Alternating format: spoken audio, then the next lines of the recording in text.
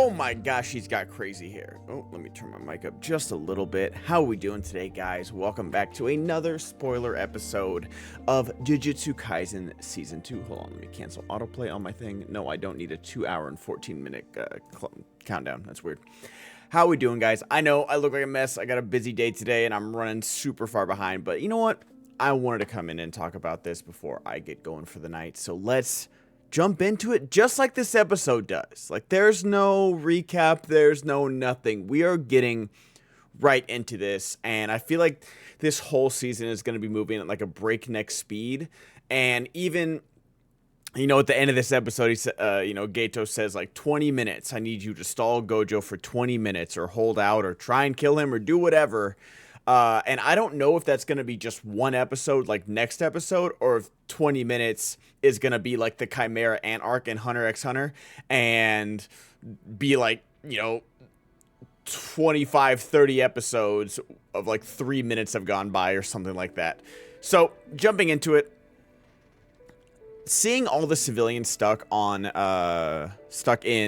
the subway station, I'd feel so vulnerable if I was just dressed up in my Halloween costume and be like, oh man, I'm kind of stuck here. That's not good. That's not good. But apparently there's another veil that's underground. So there's like a veil and then a veil within a donut inside a donut, if you will. And they're stuck underground at like the very bottom of the substation and they can't get out. Gojo's in there. He walks on top of everybody's head with infinity. And we're going to be jumping back between Gojo and Itadori. And I love infinity. It's so cool. He walks right into the trap that Chozo, Hanami, and Jogo are waiting for him. And I'm just going to get, like, I'll start. I guess I'll go to Yuji because Yuji and Mei and her brother Wee? I don't know. Just the whole brother thing is so weird. I got warned of it. Like, that was kind of like one of the spoilers. Like, when I did my big Jujutsu Kaisen, like, spoiler TikTok that, like, did, like, 10,000 views. I kept comments off because I was like, stop spoiling stuff or even, like, hinting at stuff. Like, we get it. Shibuya's going to be crazy. We know. Like, let us just enjoy it. And then someone was like, oh, they're talking about Mei and how she's creepy with her brother. And I was like, well, you literally came to another TikTok to say that. Like, you kind of proved my point. But anyways, thank you for not spoiling anything else. But so I was kind of prepared for it, but I didn't realize her brother was going to be like 10 years old, which makes it even worse, somehow making it even worse. And so just like very weird, very, very weird. And Yuji's reaction to that information is the only reaction one should have to that information. And seeing that interaction like third hand, like, can we go? Like, I love that. Can we just get going? And then Mei uses her crows, her spy crows, to see what's down there. She sees that there's a bunch of transfigured humans on. There's like 5 levels. There's a bunch of transfigured humans on B4. Like, all the human civilians. I'll use the civilians, non-sorcerers, are on B5, trapped by the veil. B4 is transfigured humans, either pushing them into the veil or killing anything that comes out of the veil, or, like killing any stragglers or going towards them. I think they can enter the veil, so they're probably going to kill them in the veil too. And then on B2 is possibly another curse that killed all her crows. So Yuji goes after the curse, Mei goes after, and I think like Mei makes like that business decision of kind of manipulating Yuji into doing the harder thing, where I like that Mei is about that action. Like, she will get it done, but she's not going to take unnecessary risks. And she says, do you want to kill a bunch of weak transfigured humans, or do you want to go kill the strong curse? And she kind of forms that question in a way where she knows Yuji is going to pick the strong curse because he doesn't like killing humans, obviously, even if they're transfigured or not. He even, like, when they fought the curse wombs last season, like, he said sorry before he killed one of them, and like he felt like bad about it. He's okay with killing curses, but he doesn't like killing humans in any way. And like, even like I wonder what's gonna happen when he runs into like a human curse user who is like not transfigured and stuff like that. But Chozo is gonna be different because Chozo is a human, and so I'm wondering, like, I've seen like a panel And I'm wondering if they're going to fight or not. So I'm really curious if they're going to run into each other.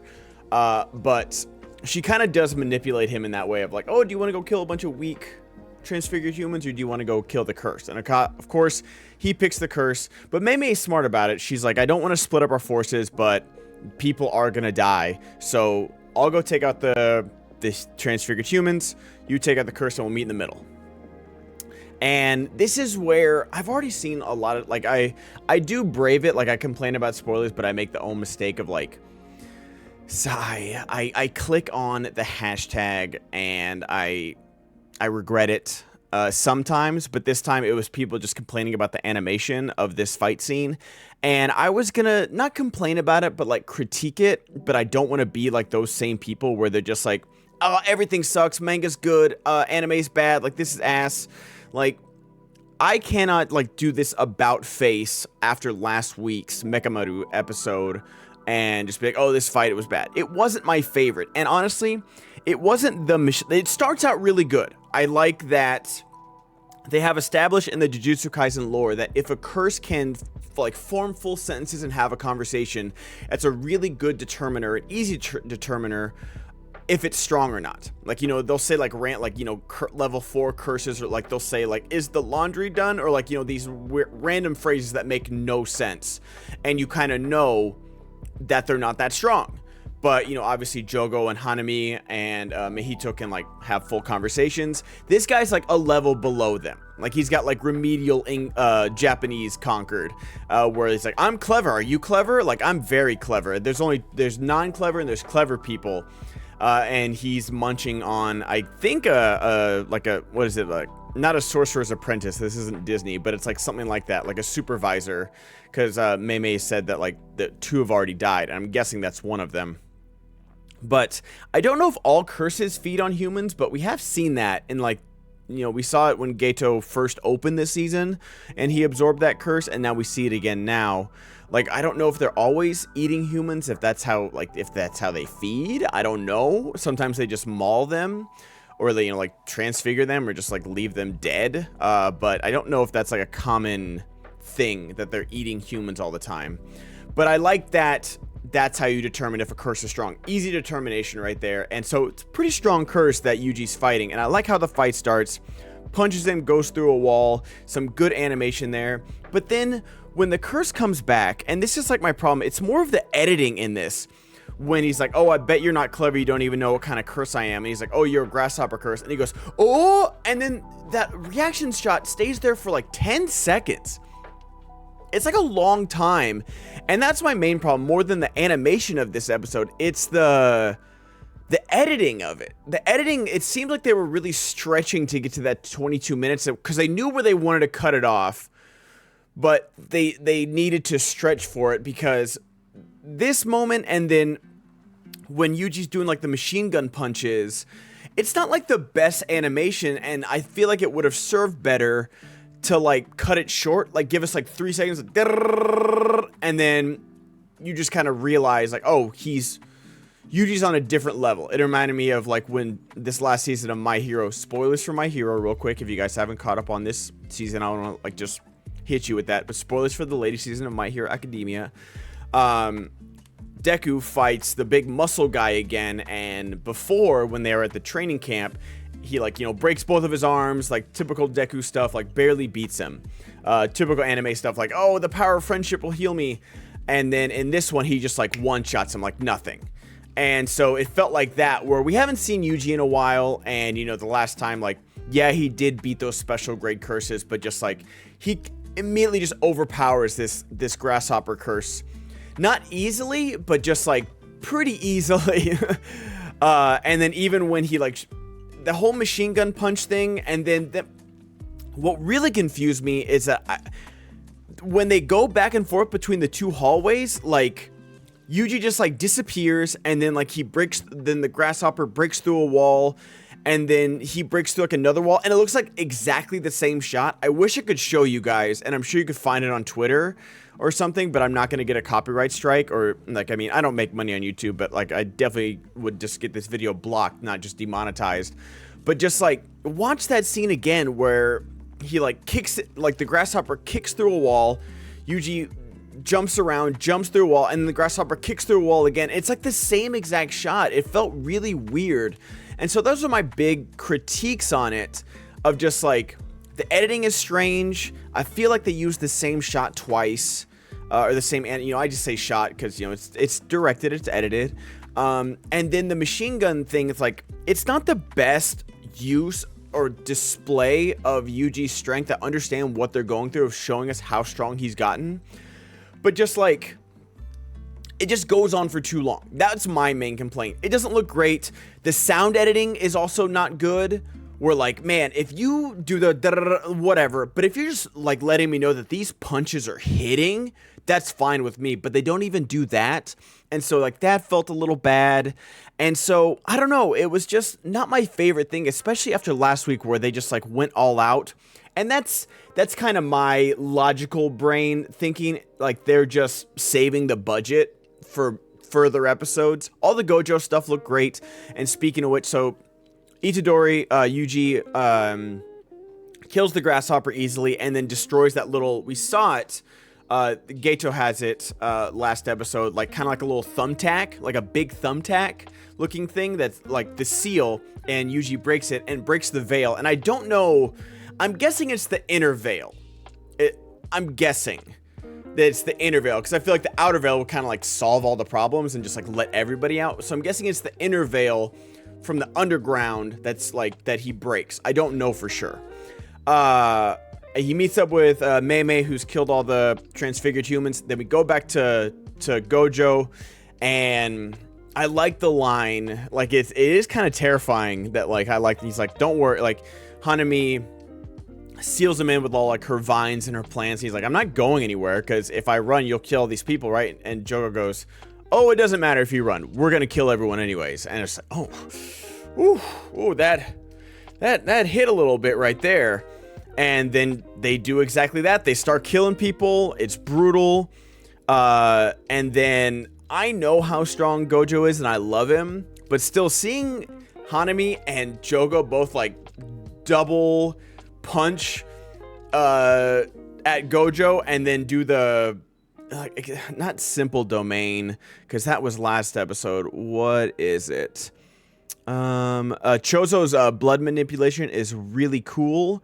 Double domain amplification. So it's like another kind of simple domain where it just makes things stronger and like has the possibility of breaking his infinity. But he gets out of the way of it, and he's like, is this all you came with? I'm gonna take off my blindfold. And that's when Geto says, like, I need you for 20 minutes, and then I'll spring him with the prison realm and trap him. So I don't know if those 20 minutes are gonna be a few episodes, the whole season, or if it's just gonna be, 20 actual minutes, and we're gonna get all 20 minutes next episode. But I love that, like, I was thinking about it the other week, where the first time Jogo fights Gojo, Geto could have given him the information about infinity and all this stuff. He knows it, but he didn't. He wanted to see what would happen to Jogo and kind of like manipulate him into going with his plan. And I don't know if he was like saving Gojo in a way and like giving him the advantage, but basically like, he's like, we're gonna trap Gojo, we're not gonna kill him, and you can't kill him anyways.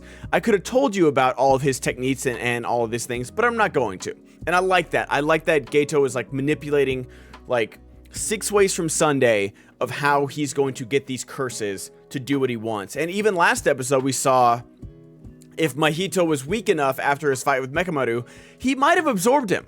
I don't know if that's possible, but it seemed like that's what he was going for.